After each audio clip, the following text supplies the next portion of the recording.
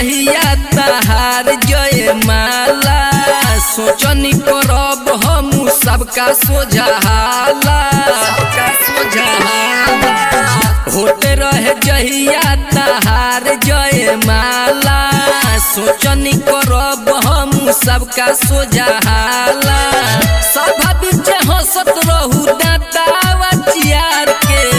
सभा बीच हंसत रहू दातावा चियार के पावते भतार अब तो भूल गइलू यार के पावते भतार अब तो भूल गइलू यार के भूल गइलू यार के भूल गइलू यार के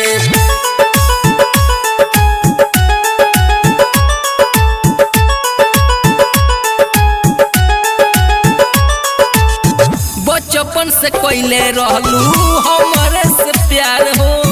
कहलू कि जिएब तबले रहेम हम तोहार हो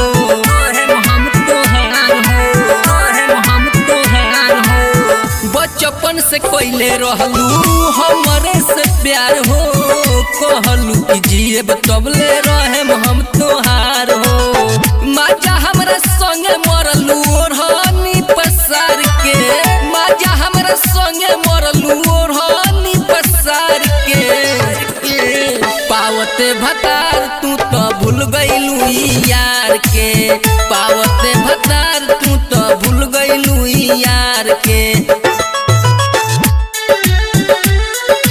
भूल गइलू यार के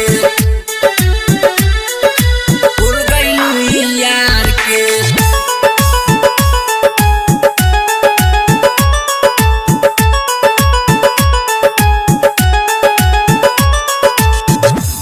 चलते भइल हमारा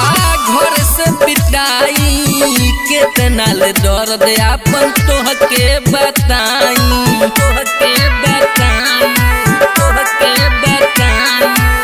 तोहरे चलते भइल हमारा